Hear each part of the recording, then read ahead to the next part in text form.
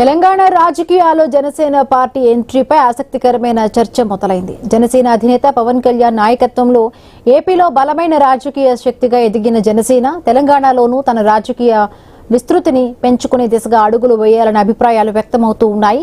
వచ్చే greater municipal ఎన్నికలతో పాటు ఎమ్మెల్యే ఎన్నికల్లో జనసేన బీజేపీ కలిసి పోటీ చేస్తుందా లేదా అనేది చర్చ నడుస్తుందని ఎమ్మెల్యే రాజాసింగ్ తెలిపారు. జనసేన పార్టీ పోటీ చేస్తే బాగుంటుందని 2014 నుంచి బీజేపీ నేతలు కాంప్రమైజ్ రాజకీయాలు చేస్తున్నారంటూ కూడా సంచలనమైన ఆరోపణలు చేశారు. దీనిపై పవన్ కళ్యాణ్ పునరాలోచన చేసి తెలంగాణలో పోటీ చేయాలంటూ రాజాసింగ్ విజ్ఞప్తి చేశారు. అందుకోసం ఇప్పుడు ఉన్న యువకులకి పవన్ కళ్యాణ్ గారంటే చాలా మంచిగా అభిమానం ఉన్నది.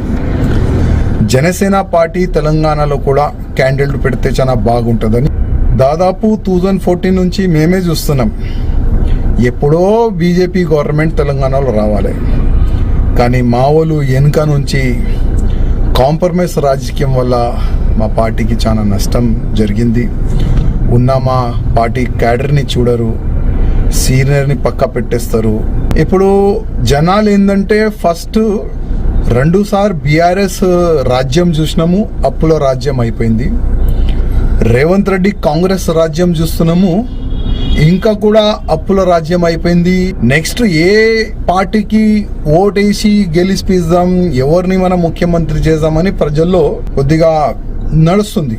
అందుకోసం జనసేన పార్టీ నుంచి కూడా చాలా వరకు క్యాండిడేట్లు పెడితే నేను అనుకుంటున్నా జనసేన ముఖ్యమంత్రి కూడా తెలంగాణకి కావచ్చు.